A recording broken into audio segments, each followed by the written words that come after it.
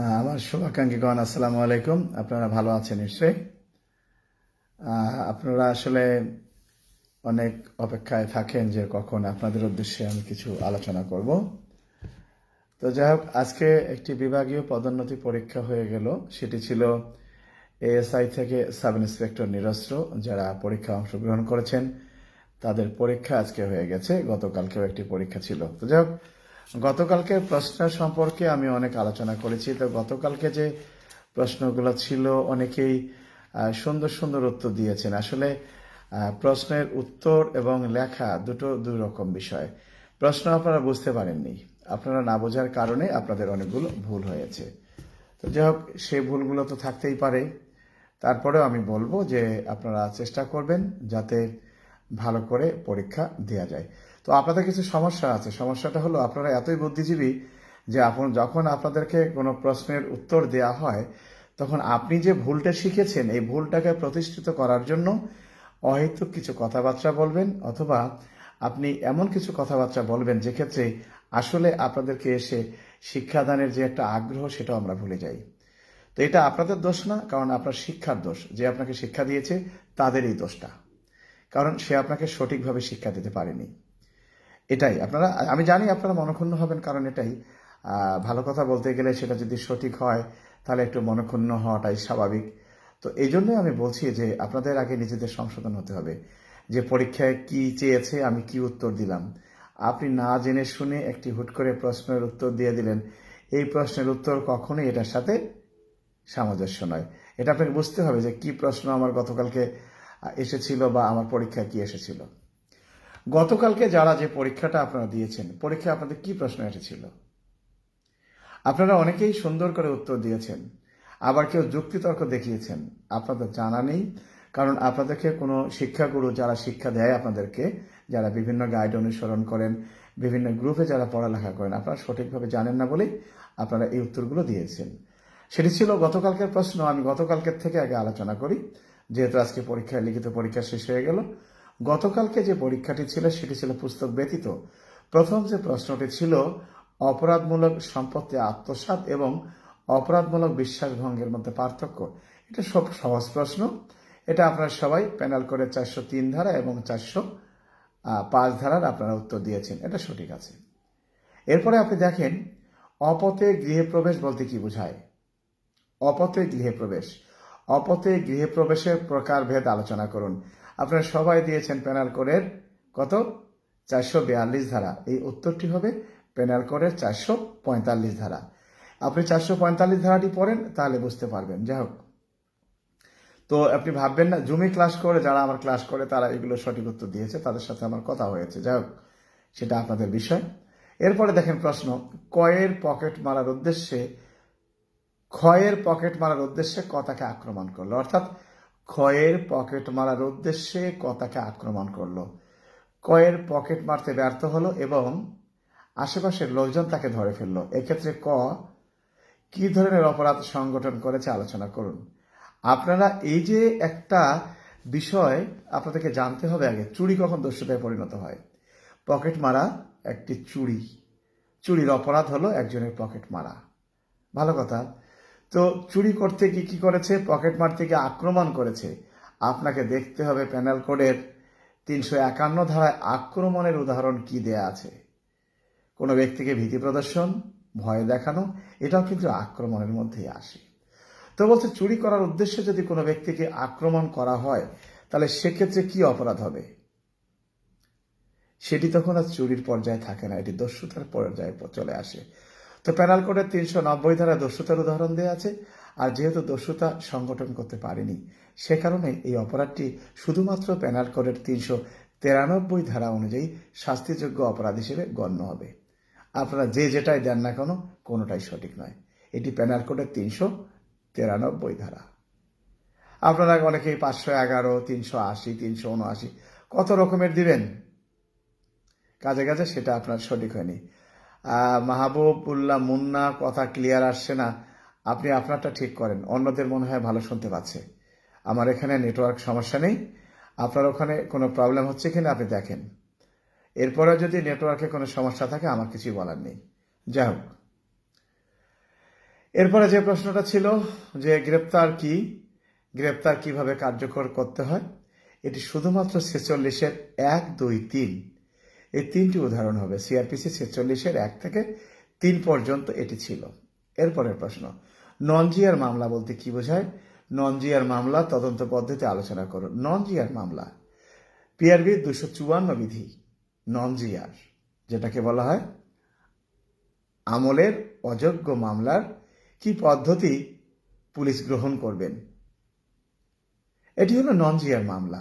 PRB 254 এবং PRB 268 সেখানে স্পষ্ট করে বলা আছে আমলের অযোগ্য অপরাধ সংক্রান্তে পুলিশ কিভাবে তদন্ত করবেন। আপনার বোঝার ভুল, আপনি হয়তো বোঝেননি, উল্টাপাল্টা দিয়েছেন। সেক্ষেত্রে এই 200 পিআরবির সাথে আপনার যে বিষয়টি আপনার আসবে, সেখানে আপনার 155 উদাহরণটা আপনাকে দিতে হবে। 155 আপনাকে দিতে হবে, 155 উদাহরণ। যাই হোক, আপনি ওটা লিখছেন আপনাদের মতোই, আমি খুব শর্টে বলতেছি। কোন কোন অপরাধের ক্ষেত্রে হইচই বিজ্ঞাপন জারি করা হয়, এটি সবাই জানেন, পিআরবি 250 বিধি। এখানে আর কোনো বিধি দেওয়ার সুযোগ নেই। এরপরে যে প্রশ্ন আসছিল, মৃত্যুকালীন জবানবন্দি রেকর্ডের পদ্ধতি আলোচনা করুন। মৃত্যুকালীন জবানবন্দি রেকর্ডের পদ্ধতিটা এটা সম্পূর্ণ পিআরবি 266 বিধির প্রশ্ন। সেক্ষেত্রে আপনারা যদি কেউ সাক্ষ্য আইনের 32-এর 1 ধারা দেন, এটি অপরাধ নয়, তবে এটি মূলত পিআরবি 266 প্রশ্ন ছিল। যাই হোক, এরপরে যে বিষয়টি ছিল মৃত্যুকালীন জবানবন্দি প্রদানের পর জবানবন্দি প্রদানকারী বেঁচে গেলে তার বিবৃতি আইনগত ভিত্তি ব্যাখ্যা করুন। একটা জেনে রাখবেন, মৃত্যুকালীন জবানবন্দি দাতা যদি মৃত্যুকালীন জবানবন্দি প্রদানের পর মারা যায়, তাহলে সেটি সাক্ষ্য আইনের 32-এর 1 ধারা অনুযায়ী আদালতে প্রাসঙ্গিক। আর যদি সে বেঁচে যায়, তাহলে 32-এর 1 ধারার আর কোনো দাম নেই। তাহলে কি হবে? সাক্ষ্য আইনের 157 ধারা অনুযায়ী সমর্থনমূলক সাক্ষ্যরূপে আদালতে গ্রহণযোগ্যতা পাবে। সেটি হবে সাক্ষ্য আইনের 157 সাথে সিআরপিসির 161 এবং 162 ধারা। যার কাছে সাক্ষ্য আইনের ভাষ্য আছে, গাজী শামসুর রহমান সাহেবের বই, সেটা আপনি দেখতে পারেন।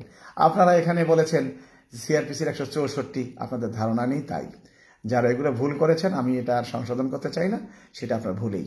সঠিক উত্তর যেটা, আমি সেটাই জানাই দিলাম। এটার কোনো কোয়ারি করার কোনো সুযোগ নাই। যাও, এরপরে যে প্রশ্ন ছিল, মামলার একজন অপহৃত ব্যক্তিকে উদ্ধারের পদ্ধতি আলোচনা করুন। এর একটা প্রশ্ন ছিল, বোবা ব্যক্তির সাক্ষ্য আদালতে কিভাবে প্রাসঙ্গিক হতে পারে। বোবা ব্যক্তির সাক্ষ্য, আমরা সবাই জানি বোবা ব্যক্তির সাক্ষ্য এভাবে প্রাসঙ্গিক হয়। সেটি হলো, বোবা যদি ইশারা ইঙ্গিতে কোনো কিছু প্রদান করেন, সেটি ঠিক আছে। আবার সে যদি লিখিত আকারে দেন, সেটাও আদালতে প্রাসঙ্গিক। তার লিখিত, অর্থাৎ তার এই ইশারা ইঙ্গিতে যে কথা বলতে পারেন না, সেটি এখানে স্পষ্ট করে বলা আছে সাক্ষ্য আইনের কত ধারায়? 19 ধারায়, 119 ধারায় এটি বলা আছে। যাই হোক, এরপরে একজন অপহৃত ব্যক্তিকে উদ্ধারের পদ্ধতি আলোচনা করুন। এটি সম্পূর্ণভাবে অপহৃত ব্যক্তির কথা বলা আছে। এটি সম্পূর্ণভাবে সিআরপিসির 100 ধারার প্রশ্ন ছিল। আপনারা যেই যাই বলেন না কেন, কোনো কাজ হবে না, সিআরপিসির 100 ধারার প্রশ্ন।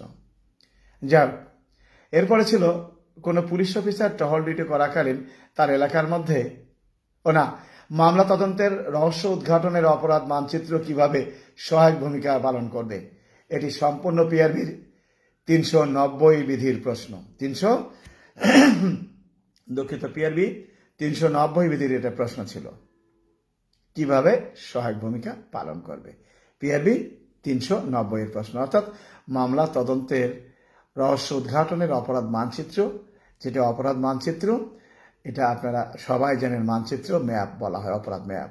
এটা পিআরবি 390, সুন্দর করে পড়ে দেখেন, বুঝতে পারবেন।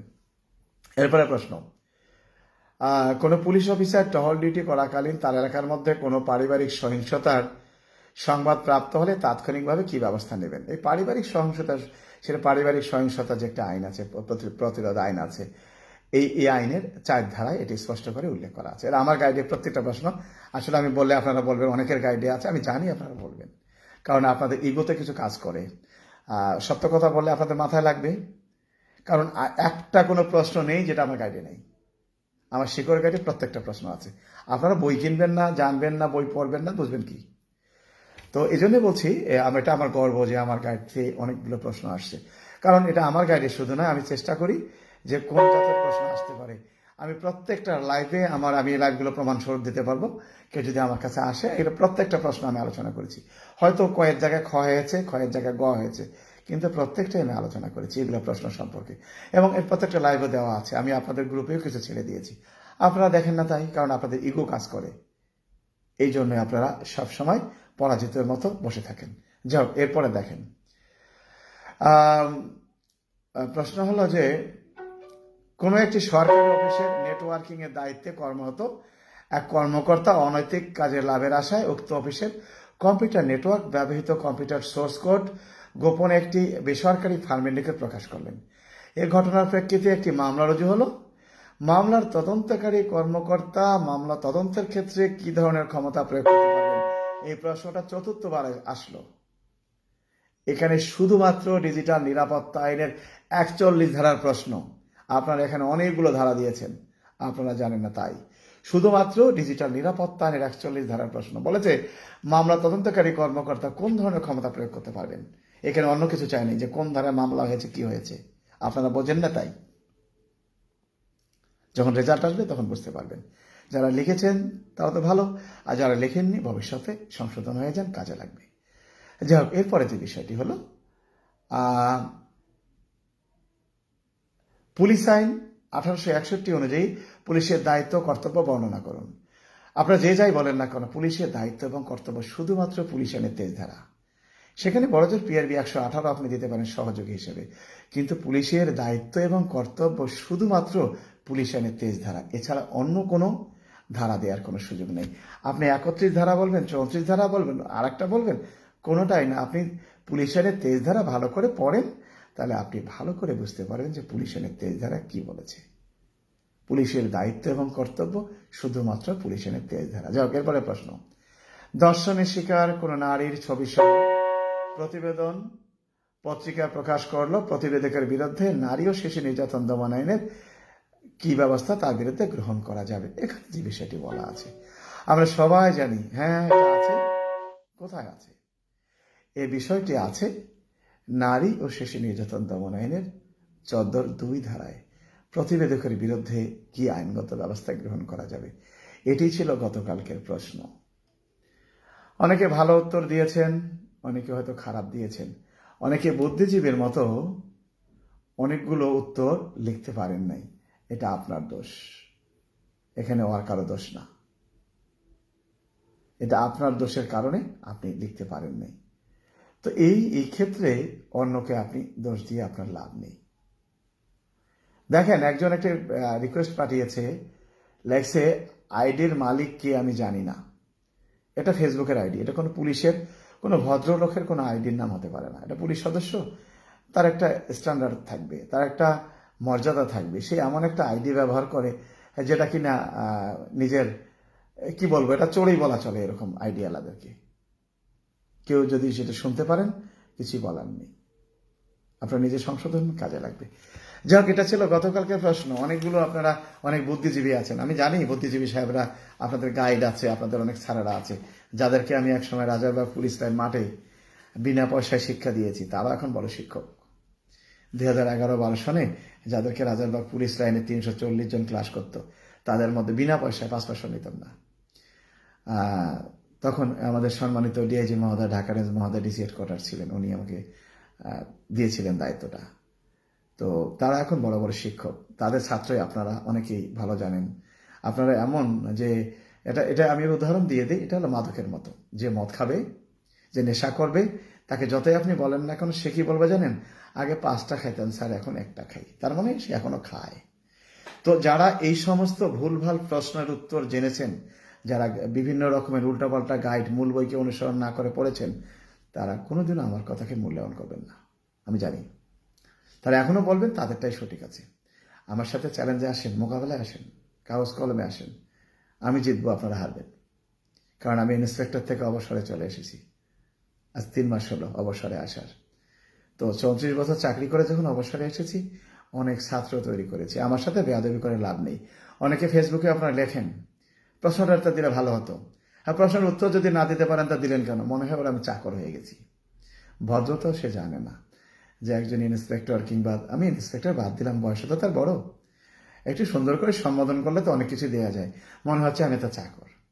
আবার অনেকে বলে যে বই বিক্রির ধান্দা এটা ইত্যাদি। অবশ্যই বই বিক্রির ধান্দা, কারণ আমি যেটা আলোচনা করতেছি, আমি চাচ্ছি যে দুটো ছাত্র আমার কাছে চলে আসুক, এটা সত্যি কথা, সে সত্যি কথাই বলে, কিন্তু আপনি নিজেও জানেন না যে আপনি একটা স্টুপিড। আপনি এভাবে একজন সিনিয়রকে আপনি যে কথাগুলো বলছেন সেটা না, আপনি সত্য কথা, আমি যদি কোনো অপরাধ করে থাকি আপনি বলেন, উত্তর দেব না, কিন্তু আপনি যেটা বলতেছেন এটা আপনারও ভুল। আপনি না জেনে শুনে আইন সম্পর্কে আলোচনা করেন, আইন সম্পর্কে আপনার ধারণাই নেই, কারণ এই স্বল্প সময় আমি আপনাকে বোঝাতে পারবো না। তো ক্লাস যারা করায় আমার গাইডের থেকে প্রশ্ন আসছে, আমার চ্যালেঞ্জ, যদি কেউ আমাকে জোগাড় করে দিতে পারেন, কনস্টেবল থেকে এটিএসআই, আমার গাইড থেকে সম্পূর্ণ প্রশ্ন আসছে, আমি আপনাদের দেখিয়ে দেবো আঙ্গুল দিয়ে। 80% প্রশ্ন চলে আসছে।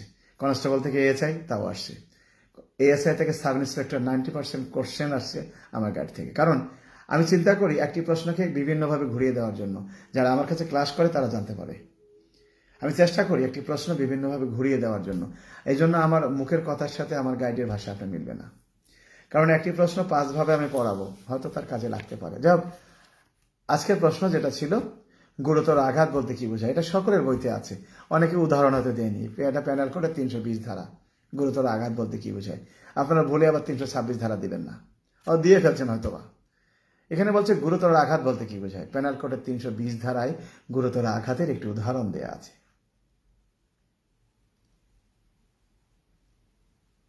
এগুলো আমাদেরকে দেখতে হবে। এরপরে যে প্রশ্নটি ছিল, তো গুরুতর আঘাত তো সবাই জানেন, প্যানাল কোডের 320 ধারার উদাহরণটা।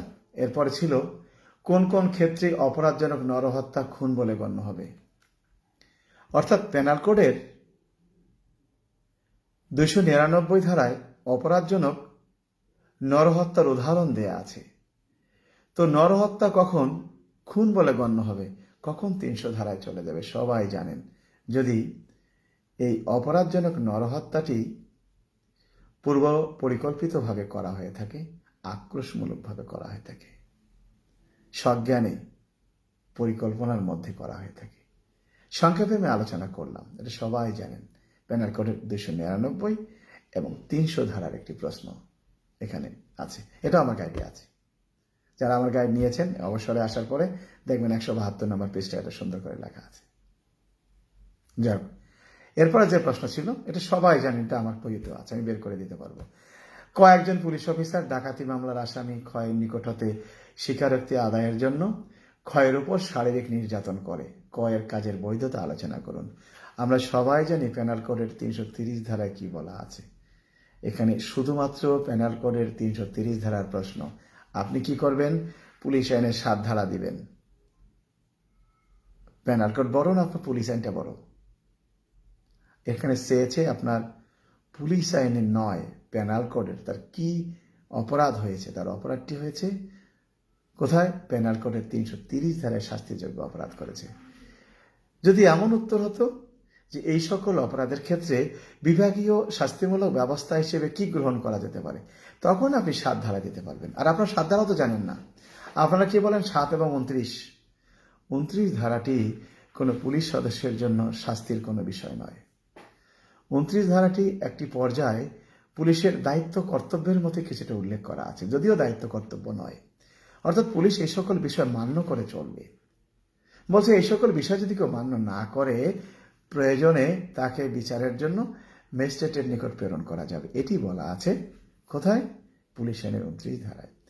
আপনারা যারা রিজার্ভ অফিসে কর্মরত আছেন, যারা সার্ভিস সেকশনে আছেন, তারা সুন্দর করে দেখেন তো, একজন পুলিশ সদস্যের যখন গুরুদণ্ড প্রদান করেছে জেলা লেভেলে, দেখবেন লেখা আছে পুলিশ আইনের 7 ধারা অনুযায়ী গুরুদণ্ড স্বরূপ বা লঘুদণ্ড স্বরূপ তাকে এই শাস্তি প্রদান করা হলো।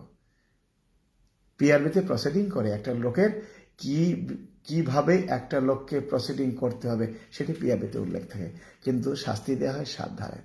তো এখানে যে প্রশ্নটি ছিল, একজন পুলিশ অফিসার ডাকাতি মামলার আসামি, তাকে গ্রেপ্তার করেছেন স্বীকারোক্তি আদায়ের জন্য শারীরিক নির্যাতন করেছেন, যেটি কিনা পেনাল কোডের 330 ধারার প্রশ্ন। সৈয়দ রাফাত আহমেদ, স্যার ভালো লেগেছে, মেন বই পড়লে গাইড পড়া লাগে না, তবে আপনার গাইডটা ভালো লেগেছে, আপনাকে ধন্যবাদ। রাফাত, আমার প্রশংসা করে লাভ নেই, যাতে নিজে ভালো করতে পারো সেই চেষ্টা করো। যদি আমার কোনো সাহায্য কাজে লাগে, আমি যে জমি ক্লাস করাই সেখানে আসতে পারো। 1 তারিখ থেকে নতুন ব্যাচ আমার চালু হয়ে যাচ্ছে, অলরেডি অনেকেই করতেছে। তো আসলে কি, অনেকেই উত্তরগুলো ভুল দিয়েছে, অনেকগুলো। এই এখনকার প্রশ্নে যে বিষয়টি, এখানে কোনো অবস্থাতেই বাড়তি ধারা দিলে সে নাম্বার ভালো পাবে না, তার নাম্বার কর্তন হবে। যাই হোক, এরপরে প্রশ্ন, সুরথাল বলতে কি বোঝায়? নির্ভুল সুরথাল প্রস্তুত করার ক্ষেত্রে কোন কোন বিষয়ের প্রতি লক্ষ্য রাখা উচিত? সুরথাল বলতে কি বোঝায় এটা তো সুন্দর আমরা জানি, সিআরপিসি 174, পিআরবি 299। কি বলছে? সুরথাল বলতে কি বোঝায়? অর্থাৎ যে ব্যক্তি মৃত্যুবরণ করেছে, ভাই আমি ক্লাস নিচ্ছি, রাজারবাগে ক্লাস করাই না, আমি এখন পেনশনে চলে আসছি, সাভারে থাকি। এটা সাভারের নবীনগর একটি জায়গা আছে, সাভার ক্যান্টনমেন্টের অপোজিটে, সেখানে আমি থাকি। এখান থেকে আমি অনলাইনে ক্লাস করাই, সপ্তাহে 3 দিন আমি ঢাকায় থাকি। তো সেখানেও চিন্তা ভাবনা করতেছি যে আমি আমার বাসা এলাকায় আমি এখানে ক্লাস করার চিন্তা ভাবনা করতেছি, যে শুক্রবার শনিবার সকালে এবং রাত্রে আমি ক্লাস করার চিন্তা ভাবনা করতেছি। আর অন্য দিনগুলো সকাল 6:30 এবং রাত 9টায় আমি অনলাইনে ক্লাস করাই। আপনাদের যদি করার ইচ্ছা থাকে তাহলে আমার ইনবক্সে আপনারা যোগাযোগ করতে পারেন, কারণ বেকার মানুষ কিছু একটা করে সময় কাটাতে হবে। তাতে আপনারা ভালো বলেন আর মন্দ বলেন, কিছু বলার নেই। যাই হোক, তো প্রশ্নটা ছিল সুরথাল বলতে কি বোঝায়? সবাই তো জানেন সুরথাল বলতে কি বোঝায়। অর্থাৎ অস্বাভাবিক মৃত্যুর ক্ষেত্রে মৃত ব্যক্তির কি দেহের বর্ণনা সম্পর্কে যে প্রতিবেদন তৈরি করা হয় সেটাকে বলা হয় সুরথাল। নির্ভুল সুরথাল প্রস্তুত করার ক্ষেত্রে কোন কোন বিষয়ের প্রতি লক্ষ্য রাখা উচিত? এটি হলো লক্ষ্য রাখা উচিত মৃত ব্যক্তির নাম, ঠিকানা, গোত্র, সাক্ষীদের নাম ঠিকানা সঠিক আছে কিনা, তার শরীরে কোনো আঘাতের চিহ্ন আপনি সেটা উল্লেখ করেছেন কেন, এটা আপনি খেয়াল করবেন। এরপরে অর্থাৎ একটি সুরথালে যে সকল বিষয় উল্লেখ থাকা আবশ্যক, সেই প্রশ্নটা এখানে ঘুরিয়ে দেওয়া হয়েছে। আপনি হয়তো জানেন না, তাই হয়তো আপনি একটু আনইজি ফিল করেছেন। যাক, পরবর্তী প্রশ্ন, কোয়ানামীয় 21 বছরের একজন তরুণী একটি বদ্ধ ঘরে গলায় রশি দিয়ে ফ্যানের সাথে ঝুলে আত্মহত্যা করেছে মর্মে থানায় সংবাদ আসলো। দায়িত্বপ্রাপ্ত অফিসার হিসেবে আপনি ঘটনাস্থলে উপস্থিত হয়ে কি কি আইনগত প্রক্রিয়া অনুসরণ করে ময়নাতদন্তের জন্য লাশটি প্রেরণ করবেন? এই একই প্রশ্ন, যে কিনা আগের প্রশ্নের উত্তর দিতে পারেন সে এখানে পারবেন। আপনি যাবেন, কি করবেন সেখানে গিয়ে? প্রথম কাজ হবে মৃতদেহটি আপনার হেফাজতে গ্রহণ করা। এরপর আপনি কি করবেন? সাক্ষীদের উপস্থিতিতে সুরথাল প্রতিবেদন প্রস্তুত করবেন। সুরথাল প্রতিবেদন প্রস্তুত করার পর আপনি লাশ চালান বই, মফস্বল সিসি এসব কি করবেন? মৃতদেহটি আপনি হাসপাতাল মর্গে পোস্টমর্টমের জন্য প্রেরণ করবেন। কার? সঙ্গীয় ফোর্সের মাধ্যমে। এর মাঝে আপনার যে করণীয়, আপনি এই ঘটনার সম্পর্কে কেউ জানে তার জবানবন্দি আলাদা কাগজে লিপিবদ্ধ করতে পারবেন। আপনি আর কি করতে পারবেন? যদি আলামত কোনো থাকে সেখানে জব্দ করতে পারবেন। যেহেতু সিলিং ফ্যানের সাথে রশি দিয়ে আত্মহত্যা করেছে, প্রয়োজনে আপনি একটু ছবি তুলতে পারেন। তারপরে আঙ্গুলের ছবির সাপটাপ নেওয়ার কোনো সুযোগ নেই। আরেকটি বিষয় আপনারা ভুল করেন, আপনারা ঘটনাস্থলে গিয়ে পিআরবির 145 বিধি অনুযায়ী সশস্ত্র পুলিশ দল নিয়োগ করবেন। আপনারা জানেন না তাই। সশস্ত্র পুলিশ দল নিয়োগ কখনোই কোনো অবস্থাতেই এই সকল ক্ষেত্রে নয়।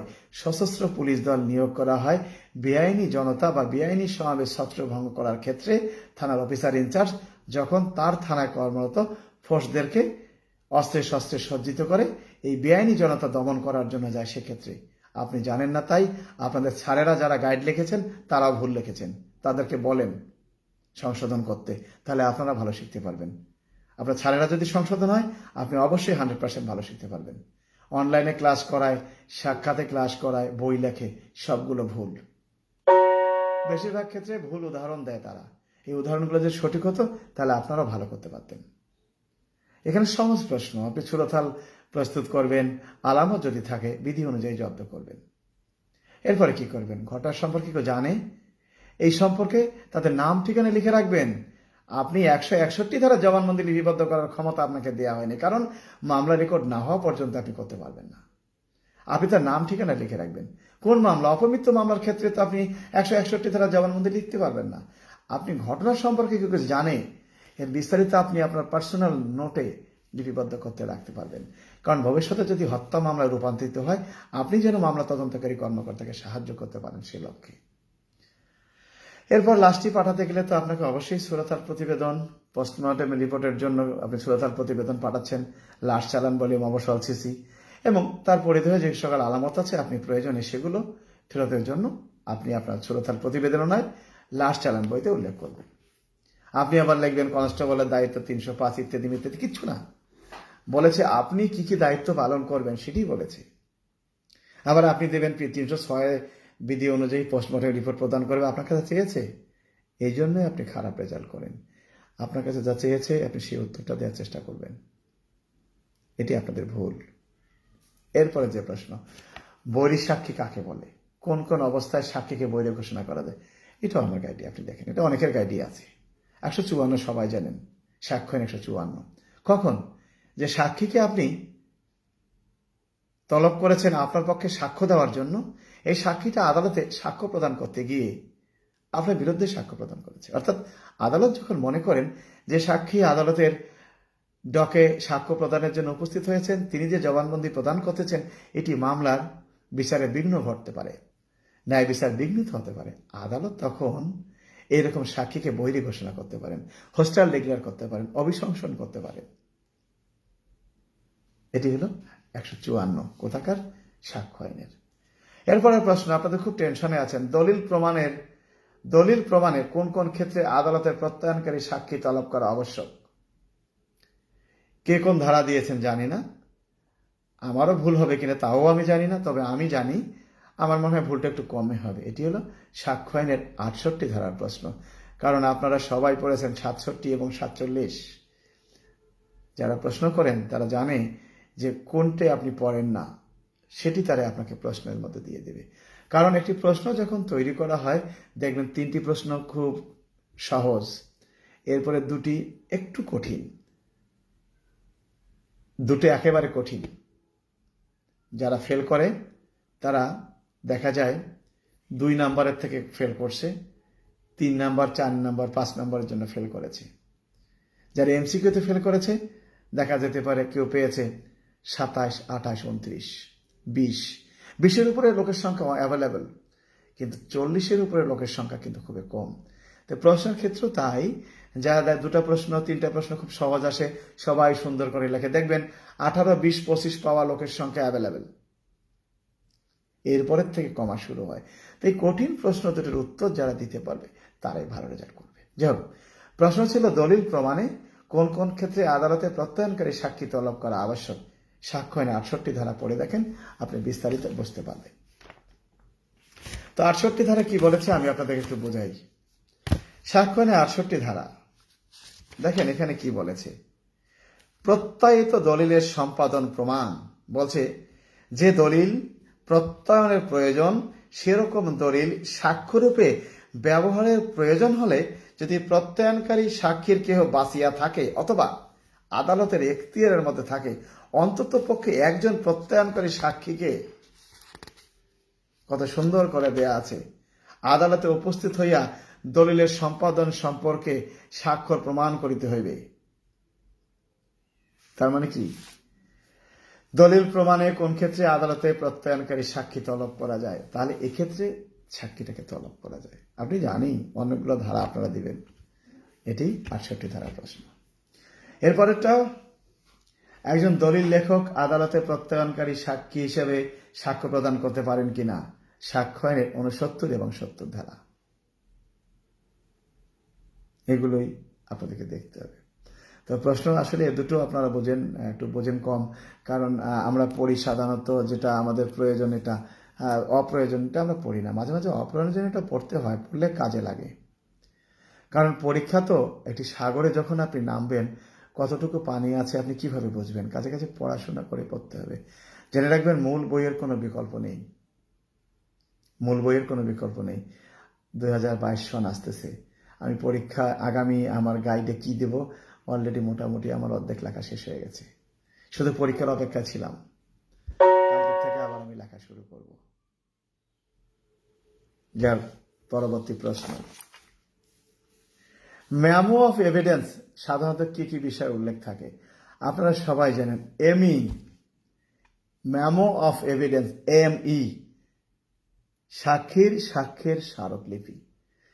পিআরবি 274, দেখেন এখানেও আপনারা ভুল করেন। এমই হলো পিআরবি 274, আপনারা এখানে সিআরপিসি 168 দেন। আপনাদের জানা উচিত সিআরপিসির 168টা হলো আলাদা বিষয়, আর পিআরবি 274 আলাদা বিষয়। যারা থানায় আছেন, আপনার থানার সাব ইন্সপেক্টর সাহেবের সাথে দেখা করেন। সকল মামলায় এমই দাখিল করতে হয় না, কিন্তু প্রত্যেকটি মামলার ঘটনার সম্পর্কে অফিসার ইনচার্জকে জানাতে হয়। সেটি হলো সিআরপিসির 168। তো আপনি জানেন না, তাই 168 সিআরপিসি সেটিতে। আর এখানে চেয়েছে শুধুমাত্র পিআরবি 274, মেমো অফ এভিডেন্সে কি কি বিষয় উল্লেখ থাকে। সেখানে কি থাকে? বাদীর নাম, আসামির নাম, ঘটনার তারিখের সময়, ঘটনাস্থল, লুণ্ঠিত মালামালের বিবরণ, রুজুকারী অফিসার, তদন্তকারী কর্ম অফিসার, সাক্ষীর নাম, সাক্ষীদের কি কি বক্তব্য সাক্ষীরা প্রদান করেছে, সংক্ষিপ্ত বিবরণ, বিস্তারিত এখানে লেখা থাকে। মেমো অফ এভিডেন্সে এমই, মেমো অফ এভিডেন্স, সাক্ষ্যের স্মারকলিপি, অর্থাৎ মামলা তদন্তকারী কর্মকর্তা তার তদন্তকালে যে সকল কার্য সম্পাদন করেছেন এরই সারাংশ কর্তৃপক্ষের নিকট উপস্থাপন করা হয়। এমই, এখানে কি কি বিষয় উল্লেখ থাকে। এটা শুধুমাত্র পিআরবি 274 বিধির প্রশ্ন, আর কোনো কিছু সুযোগ নাই। যদি কেউ দিয়ে থাকেন, কর্তৃপক্ষ আপনাকে 3 হলে সেখানে দেয়ার দিবে, কারণ কর্তৃপক্ষে আপনার উপরে রাগ করবে যে আপনি আইনটাকে বুঝতে পারেননি। এটা আপনার ভুল। পরীক্ষায় এরকম একটি বিষয়। অনেক আমার পরিচিত শুভাকাঙ্ক্ষীগণ আমার লাইভে আছেন, অনেকেই কমেন্টস করতেছেন। আসলে আমি এটা কমেন্টসের জন্য না, আমি এখানে আসতাম না, আমি ওই ক্লাসেই করাতাম। তো চেষ্টা করলাম যে সবাই একটু জানুক আইন সম্পর্কে, আর এটা একটা আমার সুবিধাও আছে। যদি কেউ দয়া করে আমার ক্লাসে 2-1 জন আসে, এটা আমার লাভ, এটা বাস্তবতা। এটা নিয়ে আপনাদের দ্বিমত পোষণের কিছু নেই। এরপরে প্রশ্ন, শিল্পপতি রেজানুর রহমান তার বাসা থেকে তার লাইসেন্সকৃত অস্ত্রটি খোয়া গেল। তিনি থানায় লিখিত অভিযোগ করলেন। পুলিশ অভিযান চালিয়ে অস্ত্রটি এবং 1 লিটার বিদেশি মদ সহ চোরকে আটক করল। চোর স্বীকারোক্তি প্রদান করল যে আগ্নেয়াস্ত্র এবং মদের বোতল শিল্পপতি রেজানুর সাহেবের বাসা থেকে চুরি করেছেন। এক্ষেত্রে ক, চুরি ও উদ্ধারকৃত মালামাল সংক্রান্তে রেজাউর রহমান এবং চোরের দায় দায়িত্ব নিরূপণ করুন। খ, অপরাধ তদন্ত এবং পুলিশ প্রতিবেদন প্রদানের পদ্ধতি বর্ণনা করুন। এমসিকিউ আরো বেশি বেশি যোগ করেন, এমসিকিউ পাশ করা কঠিন হয়। যারা মূল বই অনুসরণ করে তাদের ক্ষেত্রে এমসিকিউ পাশ করা সহজ। এমসিকিউ কি করব, আপনারা তো নিজেরাও জানেন না কতগুলো এমসিকিউ বই আছে। আমি তো আর কোনো কবিরাজ না, কোনো কিছু না। একটু অপেক্ষা করেন, আমি আপনাকে দেখাচ্ছি।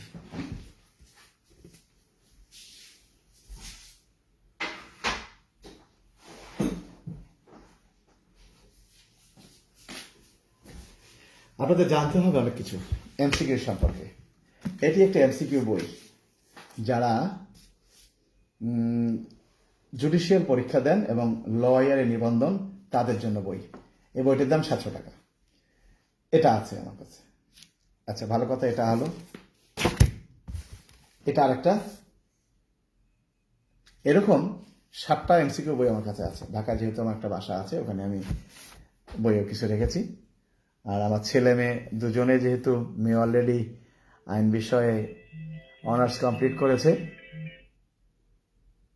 মেয়ে রাজশাহী ভার্সিটি থেকে অলরেডি অনার্স কমপ্লিট করেছে, মাস্টার্সে আছে।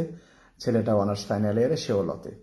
তো আমার বই কিছু কিছু ওরাও নেয়, তো ওদেরও কাজে যেহেতু লাগে, সে কারণে বইগুলো দুভাগে আছে। তো বিষয়টা আমি আপনাদেরকে বলি।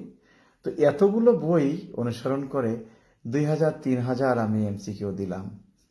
যারা প্রশ্ন করবেন তারা আমার গাইড দেখে এমসিকিউ তৈরি করবেন না, তারা মূল বই দেখে প্রত্যেকটি অক্ষর গুনে গুনে তারা এমসিকিউ তৈরি করেন। এখন আমি যদি এভাবে এমসিকিউ করতে যাই, তাহলে আমার এমসিকিউ বইয়ের ওজন হবে 5 কেজি। সেটা আর বাজারে কেউ কিনবে না। 150 টাকার বই সেটা কিনতে চায় না। বলাটা সহজ, কাজে কাজে গাইড কিংবা এমসিকিউর আশা করে পড়ালেখা করলে হবে না। এমসিকিউ আমার আশা করলে হবে না, আপনাকে মূল বই খুঁজে খুঁজে পড়তে হবে। যেমন যোজন বাহিনী, কোথায় এম লিখতে হবে, হ্যাঁ আতিক, মেইন বই থেকে আরো চেষ্টা করতেছি, কিন্তু আসলে সময় পাই না, অনেক ঝামেলায় থাকি। আমি যেটা বলি এটা তোমরা শোনো আগে। আর বেশি কিছু জানতে হলে আমি জুম ক্লাসে যখন ক্লাস নেই তখন তোমাদের সাথে, যারা ক্লাসে আসতে চাও সরাসরি তার সাথে বোঝা যাবে, কিন্তু লাইভে তো হয় না। আমি যেটা বলে যাচ্ছি তুমি শুনেই যাচ্ছ, তোমার মনের যে কথা সেটা তুমি প্রকাশ করতে পারতেছ না। এই জন্য এটা না করে জুম ক্লাসে মাঝে মাঝে তোমরা জুম ক্লাসে যারা আসতে পারো, কাজে লাগবে। পড়াশোনার কোনো বিকল্প নাই। এখন তুমি নিজে পড়ে অনেক কিছু বুঝতে পারবে না। যাও, পরবর্তী প্রশ্ন, এত গল্প করে লাভ নেই। পরবর্তী প্রশ্ন। তো এখানে রেজাউর রহমান সাহেবের বাসার থেকে তার লাইসেন্সকৃত অস্ত্র খোয়া গেছে, পুলিশ উদ্ধার করেছে একজন কাছ থেকে, সাথে 1 বোতল মদও পেয়েছে। এখন রেজাউর রহমান কি ব্যবস্থা নেবেন? রেজাউর রহমান যে খোয়া গেছে সে তো অবশ্যই একটি চুরি মামলা দায়ের করবেন। কোথায়? থানায়। আচ্ছা, তার দায়িত্ব হলো এই সংক্রান্তে থানায় একটি অভিযোগ দাখিল করা। আর চোরের দায়িত্ব, চোর এই রুজুকৃত মামলার একজন আসামি, এই জাহান্নামে আসামি। এখন চোরের বিরুদ্ধে তো চুরি মামলা হবেই। অস্ত্র যেহেতু উদ্ধার করা হয়েছে, এটি একটি ঝামেলা আছে। একসময় কোর্টে এটি নিয়ে অনেক তর্ক হয়েছে যে তার বিরুদ্ধে মামলা হবে কিনা। চোরের বিরুদ্ধে যেটি মামলা হবে, অস্ত্র আইনের 19 সঠিক ক ধারা। তৎসহ মাদকদ্রব্য যেহেতু 1 লিটার বলেছে, এটি মাদকদ্রব্য নিয়ন্ত্রণ আইনের, এটি দেখতে হবে যে ধারাটি আমার সঠিক আমি এই মুহূর্তে বলতে পারতেছি না। সেখানে যেহেতু এটা হলো খ শ্রেণীর মাদকদ্রব্য, মদ, এটি খ শ্রেণীর মাদকদ্রব্য, এই ধারায় তার মামলা হবে। স্যার আপনার ফিটনেস লেভেল অনেক হাই। না রে, পারলে না। আগামীকালকে আমার খেলা আছে, আমি ঢাকা ক্লাবে কালকে খেলা আছে। ঢাকা ক্লাবে আমি তো যেহেতু আপনাদের মানে অনেকের দোয়ায়, আবার কি 10 বোতল কি লেখলো ভাইয়া, প্রশ্নটা আমি ওইভাবে পাই নাই। আমি একজনের কাছ থেকে একটা ফটোকপি কোনো রকম পেয়েছি, এইটা অনেকগুলো অংশ বাদ দিয়ে দিয়ে লিখেছি। তো সেখানে কি আছে সঠিক না, যদি 10 বোতল থাকে না, 10 বোতল না বোতল যেটাই থাক না কেন ওই ধারা সংশ্লিষ্ট ধারা হবে। মূলত তার কি অপরাধটি হলো, সে তো ওই ব্যক্তিটা তো যে তার খোয়া গেছে, সে তো অস্ত্র খোয়ার জন্য চুরি মামলা করবে, চুরি মামলার অভিযোগ দাখিল করবে থানায়। আর পুলিশের কি দায়িত্ব সেখানে প্রথমে বলেনি। চোরের কি অপরাধ? চোরের বিরুদ্ধে একটি মামলা হবে। কোন মামলা? চুরি মামলা তো হয়েছে, অস্ত্র তার কাছ থেকে উদ্ধার হয়েছে, সাথে মদ। তার ক্ষেত্রে একটি এজাহারে আর 2টি মামলা হবে। একটি হবে অস্ত্র আইনের, একটি হবে মাদকদ্রব্য নিয়ন্ত্রণে 2018 যে মামলা গেল। এরপরে বলছে অপরাধ তদন্ত এবং পুলিশ প্রতিবেদন প্রদানের পদ্ধতি আলোচনা করুন। অপরাধ তদন্ত আমরা সবাই জানি অপরাধ তদন্ত কিভাবে করে। অর্থাৎ বলছে যে অপরাধের তদন্ত প্রক্রিয়া সমাপ্ত করে 1 লিটারে 10 বোতল মদ হয় নাকি? 1 লিটারে 10 বোতল মদ, হ্যাঁ ওটা যে ধারাটা হয় আর কি, 24-এর খ যেটা হয়, এটা নিয়ে কোনো কথা না। আমি সেটা আমার এই মুহূর্তে জানা নেই, সেটা আমি বললাম। তো এখানে আমি যে বিষয়টা বলতে চাচ্ছি সেটি হলো যে অপরাধ তদন্ত পুলিশ, অর্থাৎ সাধারণ মামলা যেভাবে পুলিশ তদন্ত করেন একইভাবে তদন্ত করবেন। অর্থাৎ সিআরপিসির 157-1 ধারা অনুযায়ী মামলা তদন্তকারী কর্মকর্তা তদন্তের জন্য ঘটনাস্থলের উদ্দেশ্যে রওনা করবেন, যাবতীয় কর্মকাণ্ডে সমাপ্ত করবেন। ইনি কি করবেন? ঘটনাস্থলে গিয়ে খসড়া মানচিত্র সূচি অঙ্কন করবেন, আলামত জব্দ করবেন ইত্যাদি। অর্থাৎ মামলা তদন্ত প্রক্রিয়া যে বিষয়টি আছে এটি এখানে উদাহরণ দেওয়া হয়েছে। এরপরে কি করবেন? সিআরপিসির 173 ধারা অনুযায়ী তিনি পুলিশ প্রতিবেদন অর্থাৎ পুলিশ রিপোর্ট দাখিল করবেন। এটি এখানে চাওয়া হয়েছে। এখানে জব্দ তালিকা জব্দ করবেন, একই জব্দ তালিকা হবে কিন্তু মামলা হবে 2টো, একটি মাদকের, একটি অস্ত্র আইনের। যাক, এরপরে যে প্রশ্ন ছিল আমি সংক্ষেপে আলোচনা করতেছি, আমার কিছু কাজ আছে, আমাকে একটু কাজে যেতে হবে বাইরে, যদিও রাত অনেক। এরপরে হলো নিম্নলিখিত পরিস্থিতিতে একজন এসআই তার করণীয় কি বর্ণনা করুন। কারণ আমি ভাঙা এগুলো অস্পষ্ট, ভালোভাবে প্রশ্ন পাইনি। একজনে কোনো রকম একটু আবসা, মানে কোনো রকম। আচ্ছা, প্রশ্ন হলো সাজা পরোয়ানা তামিল করতে গিয়ে জানা গেল পরোয়ানাধারী ব্যক্তি মৃত্যুবরণ করেছে, এক্ষেত্রে করণীয় কি? আমরা যদি পিআরবি 323 বিধি দেখি কি বলা আছে, গ্রেপ্তারি পরোয়ানা কতদিন পর্যন্ত বলবৎ থাকবে। সেখানে কিন্তু বলা আছে যদি লোকটি জামিন সংগ্রহ না করে, আদালতের নির্দেশ না থাকে বা মৃত্যুবরণ না করে। তো আপনি সাজাপ্রাপ্ত আসামির যখন গেলেন, যাওয়ার পরে দেখলেন যে এই লোকটি মৃত্যুবরণ করেছে, সেক্ষেত্রে আপনার করণীয় কি? আপনার করণীয় ইউনিয়ন পরিষদের সার্টিফিকেট গ্রহণ করা। আপনি কি করবেন? আপনি সার্টিফিকেট গ্রহণ করবেন, সাক্ষ্য প্রমাণ নেবেন। এরপরে কি করবেন? আদালতে প্রতিবেদন আকারে জানাবেন। আদালত যদি নির্দেশনা প্রদান করে যে হ্যাঁ, এই ওয়ারেন্টি মিস্টার রাসেল, আপনার শিল্পপতির অপরাধ, এখানে আসার সুযোগ নেই। শিল্পপতি তিনি নিজেই মামলার বাদী, তার বাড়িতে মদ চুরি হয়নি, তার পিস্তল খোয়া গেছে। মোহাম্মদ রাসেল, আপনাদের সমস্যা হলো একটাই যে আপনারা বোঝেন না, প্রশ্ন যেটা বলতে বলেছে সেটাই দেন। শিল্পপতির অপরাধ এখানে চায় নাই। এটি হলো আইনের বিষয়। আপনার পদ কি আমি জানি না, কনস্টেবল না এএসআই, তবে আপনি অনেক সময় আছে আপনার শেখার এখনো। যাই হোক, তো এখানে স্পষ্ট করে বলা আছে যে ওয়ারেন্ট, যেমন ওয়ারেন্ট কার্যকর করিবার জন্য নিযুক্ত পুলিশ অফিসার অভিযুক্ত ব্যক্তি খুঁজিয়া পাইতে ব্যর্থ হলে বিশ্বাস কারণ রহিয়াছে, লোকে রাখিয়াছে, ওয়ারেন্ট কার্যকর সম্ভব নহে। এখানে অনেকগুলো উদাহরণ দেওয়া আছে। তাহলে আপনি কি করবেন? এই ওয়ারেন্টটি ফেরত, তাকে মৃত্যু সম্পর্কে কাগজপত্র সহ আপনি আদালতকে জানাবেন। আদালত সিদ্ধান্ত দিলে আপনি গ্রেপ্তারি পরোয়ানাটি আবার ফেরত পাঠাবেন। আপনি তো কাউকে অ্যারেস্ট করতে পারতেছেন না, কাছে কাছে আপনি আদালতের নির্দেশ ছাড়া কোনো অবস্থাতেই আপনি ফেরত পাঠাতে পারবেন না, আদালতের নির্দেশ ছাড়া। আগে আদালতকে জানান, তারপর।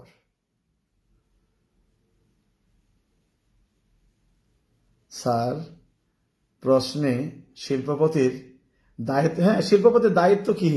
শিল্পপতির দায়িত্ব হলো মামলা করা। শিল্পপতির দায়িত্ব বলেই দিলাম তো, শিল্পপতি মামলা করবে। শিল্পপতির দায়িত্ব, তার বাড়ির থেকে অস্ত্র চুরি গেলে তার আবার অপরাধ কিসের এখানে? সে কি চুরি করছে নাকি? এই জন্য সমস্যাটা, যারা নীল প্রজাপতি, এটা কোনো আইডি নাম্বার না, এটা ভালো মানুষের আইডি নাম্বার এরকম হয় না, চেঞ্জ করে ফেলেন। আপনি লাল প্রজাপতি হন আর কালো প্রজাপতি হন, এগুলো চেঞ্জ করবেন।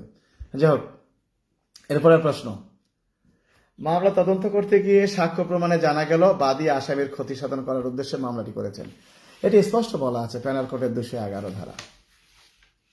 বাদীর বিরুদ্ধে কি ব্যবস্থা নেবেন, অর্থাৎ এটি বাদীর বিরুদ্ধে কি ব্যবস্থা নেওয়া যাবে সেটি এখানে বলা আছে। এরপরে প্রশ্ন, অপমৃত্যু মামলা তদন্ত করতে গিয়ে সাক্ষী জিজ্ঞাসিত প্রশ্নের জবাব প্রদান করেনি, এটি কোন ধারায় অপরাধ? এটা পেনাল কোডের 179 ধারায় স্পষ্ট করে বলা আছে যে ক্ষমতা সম্পন্ন সরকারি কর্মকর্তার প্রশ্নের জবাব দিতে অস্বীকৃতি জ্ঞাপন করা, এটি হলো পেনাল কোডের 179 ধারায় শাস্তিযোগ্য অপরাধ। এরপরের প্রশ্ন, জমির মালিকানা নিয়ে কলহ সৃষ্টি হলে শান্তিভঙ্গের যুক্তিসঙ্গত কারণ রয়েছে, এক্ষেত্রে করণীয় কি? সবাই জানেন, স্থানীয় সম্পত্তি, জায়গা জমি নিয়ে যদি কোনো কিছু সমস্যা দেখা দেয়, স্থাবর সম্পত্তি নিয়ে, পুলিশ পেনাল কোডের 154 ধারা অনুযায়ী সতর্কীকরণ নোটিশ জারি করেন। জমির মালিকানা নিয়ে কলহ, আদালতকে জানাবেন। এখানে 145 ধারা দেওয়ার কোনো সুযোগ নেই। বলছে পুলিশ কি ব্যবস্থা নেবেন?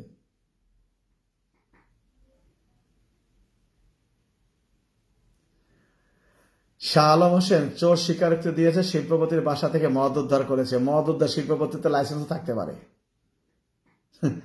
শিল্পপতির লাইসেন্সও থাকতে পারে মদ খাওয়ার মতো। যাদের পাসপোর্ট আছে শিল্পপতিরা, মদ খাওয়ার লাইসেন্সও তাদের থাকতে পারে। যারা বহিরাষ্ট্রের যারা সিটিজেন আছে তাদের মদও পাবে। ওখানে ওই চোরের স্বীকারোক্তি যদি গ্রহণ করে, আপনি তো নিজে আইন জানেন না মিস্টার শাহ আলম হোসেন। বিষয়টি হলো যে পুলিশের নিকট যদি কোনো ব্যক্তি কোনো কিছু স্বীকার করে, এই স্বীকার আদালতে গ্রহণযোগ্য নয়। আর অস্ত্র এবং মদ আগেই স্বীকার করা হয়েছে, অস্ত্র এবং মদ এটা আগেই উদ্ধার করা হয়েছে এই স্বীকারোক্তি প্রদানের পূর্বেই। আপনি তো প্রশ্নই করেন নাই, এখানে প্রশ্নই বলা আছে, কত সুন্দর করে বলা আছে এখানে প্রশ্নটা, যে শিল্পপতি তার লাইসেন্স করা অস্ত্র খোয়া গেছে, আর পুলিশ তাকে আটক করলো এবং আটক করার পর স্বীকার করলো। এই স্বীকারোক্তির কোনো 5 পয়সারও মূল্য নাই, না বুঝলে কিছু বলার নাই। চোর শিল্পপতির নাম 25 ধারা, কিসের 25 ধারা আবার? না জানলে শুনলে কত তর্কের কিছু নাই, এগুলো আগে নিজে সংশোধন করেন। বুদ্ধিজীবী না হয়ে আমি যেটা বললাম সেটা দেখেন, কাজে লাগবে। প্রশ্ন আগে বোঝেন। বুঝছেন মিস্টার রাসেল আর শাহ আলম হোসেন, আগে বোঝেন কি বলেছে। স্পষ্ট করেই বলা আছে পুলিশ অভিযান চালিয়ে আগ্নেয়াস্ত্র এবং 1 লিটার ক্ষমতা সম্পন্ন। যেমন চুরি গেল, কি চুরি গেল? তার বাসা থেকে লাইসেন্সকৃত আগ্নেয়াস্ত্রটি খোয়া গেল। তিনি থানায় লিখিত অভিযোগ দায়ের করলেন। পুলিশ তাকে অ্যারেস্ট করার পরে সে পুলিশের নিকট জবানবন্দি দিল। এই ধরনের জবানবন্দি আদালতে কোনো গ্রহণযোগ্য নয়। এই ধরনের জবানবন্দি আদালতে কোনো অবস্থাতেই গ্রহণযোগ্য নয়। পুলিশ এই জন্য বলেছে অপরাধ তদন্ত এবং প্রতিবেদন প্রদানের পদ্ধতি আলোচনা করুন।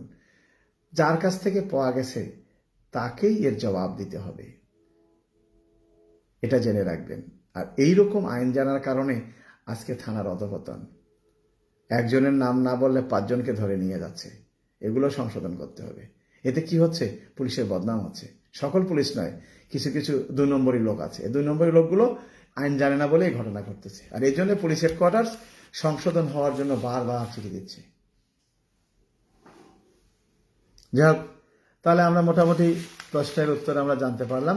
জমির মালিকানা নিয়ে যে বিষয়টি বলেছে, জমির মালিকানা যে বিষয়টি হলো সেটি হলো যে স্থাবর সম্পত্তি নিয়ে কলহ, মারামারি, কাটাকাটি যেটাই হওয়ার সম্ভাবনা থাক না কেন, পুলিশ প্যানাল কোডের 154 ধারা অনুযায়ী সতর্কীকরণ নোটিশ দিবেন।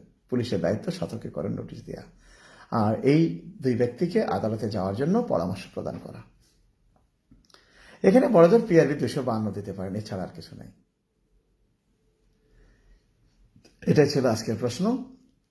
তো এর মাঝে অনেকের বুদ্ধিজীবী আছে, তো বুদ্ধিজীবীরা আমার মতো একটা লাইভে এসে আমার সামনে আমাকে বলুক, আমি তার লাইভে থাকবো। আসার পরে আমার নেটে কোনো সমস্যা নেই, আপনার নেটে সমস্যা। হ্যাঁ, আবার মিস্টার আইনুল কিন্তু তার বাসায় যে মদ ছিল তা থানায় বলেনি, শুধু অস্ত্র খোয়া যাওয়ার কথা বলেছে। এত কিছু দরকার নাই আইনুল, এত কিছু জানার দরকার নেই। আমি যে প্রশ্নের মধ্যে একটা সমস্যা হলো কি, আপনারা ওই চিলে নাকি কান নিয়ে গেল, এজন্য কানটা না দেখে চিলের দিকে তাকাচ্ছে। এটা হলো সমস্যা। যে প্রশ্নটা এসছে সেটা উত্তর দিতে হবে। আমি তো স্যার পিসি 379 380 না, এটি 380 ধারা হবে। 24-এ রাখ হবে কি না, এটা 24-এ রাখ হওয়ার সুযোগ নেই। যাক, পিআরবি 154 পিসি ঠিক আছে, বাট ভিতরে করার জন্য পিআরবি 188 না, এগুলো চাইনি তোমার কাছে।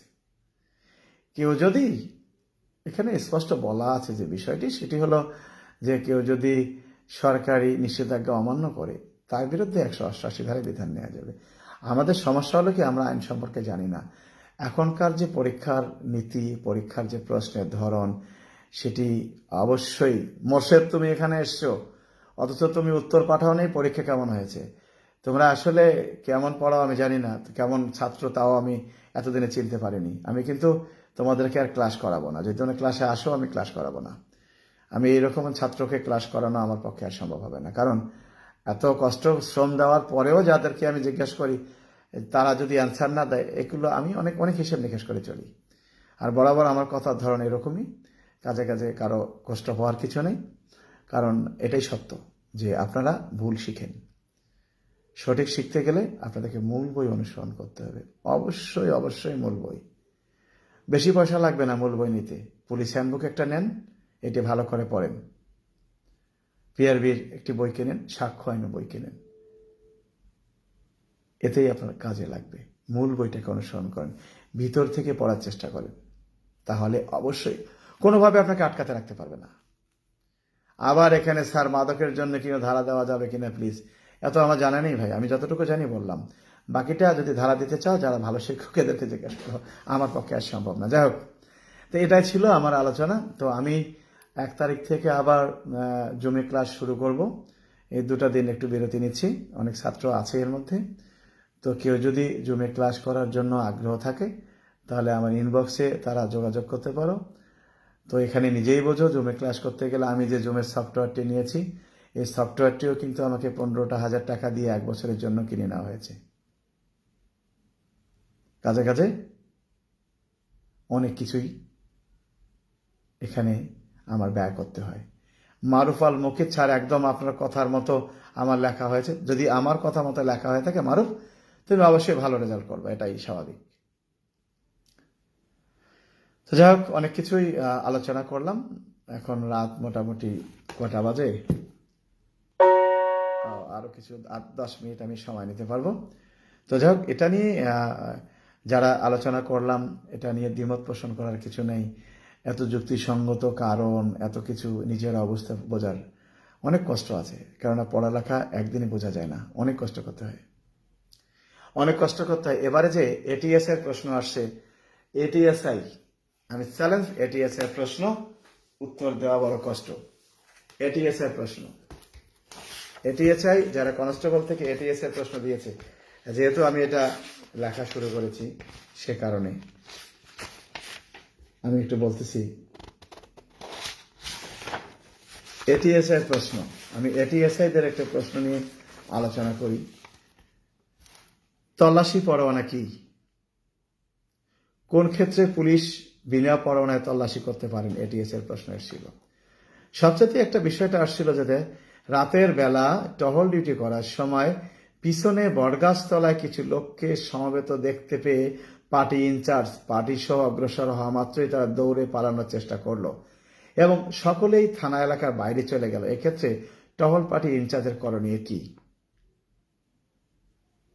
একজন কনস্টেবল থেকে এটিএসআই, তাদের জন্য অনেক কষ্ট ছিল প্রশ্নটা। কয়েকজন বাসের ড্রাইভার দ্রুত বেগে গাড়ি চালানোর সময় বিপরীত হতে আসা অপর একটি চলন্ত ট্রাকের মুখোমুখি সংঘর্ষ হওয়ার উপক্রম হলে তার গাড়ি বাম দিকে উল্টিয়ে দেয়, ফলে 3 জন লোক পথচারী রাস্তায় মারা যায়। কয়ের অপরাধ ব্যাখ্যা করুন। এটা সাধারণ ব্যতিক্রমের প্রশ্ন।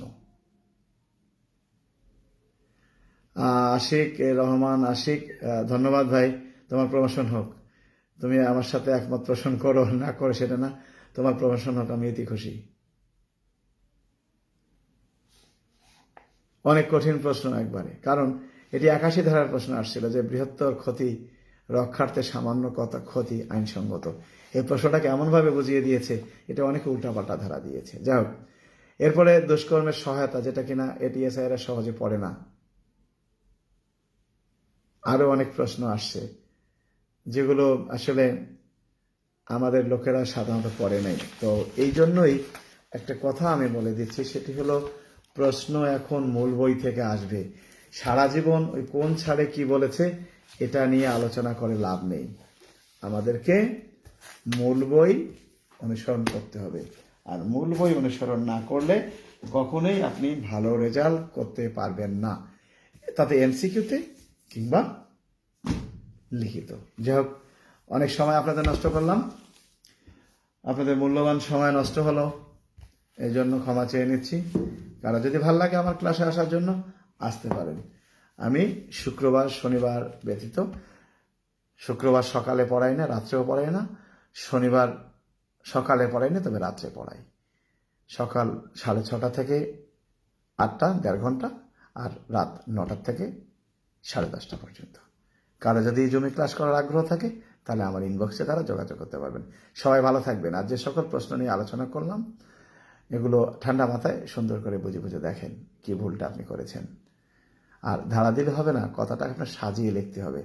আমাকে দিয়ে যদি আজকে আপনি বাংলাদেশের সিনেমার নায়ক তৈরি করেন, এই সিনেমা কেউ দেখবে না। কারণ এই সিনেমার নায়ক হওয়ার মতো আমার চেহারা নেই, আমার বয়স নেই, আমার যোগ্যতা নেই। তাহলে কি হবে? চাকর বাকর হবে, দারোয়ান, পুলিশ অফিসার, এগুলো দিলে মানুষই দেখবে। অনুরূপ তাই, আপনি খালি ধারা দেবেন তা হবে না।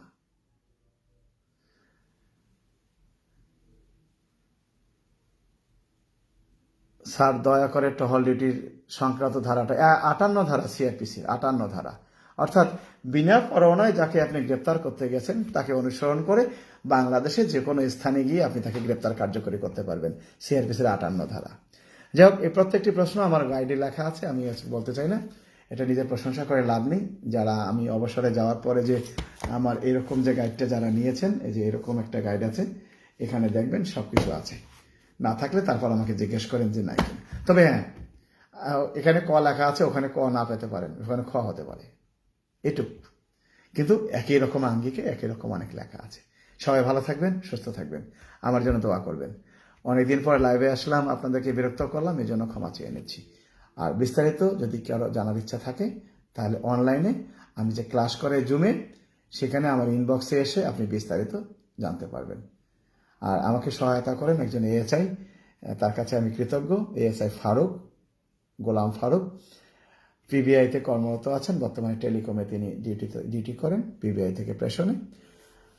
তার নাম্বারটাও আমি আপনাদেরকে দিতে পারি, 017-555-555-90634, 017-555-90634।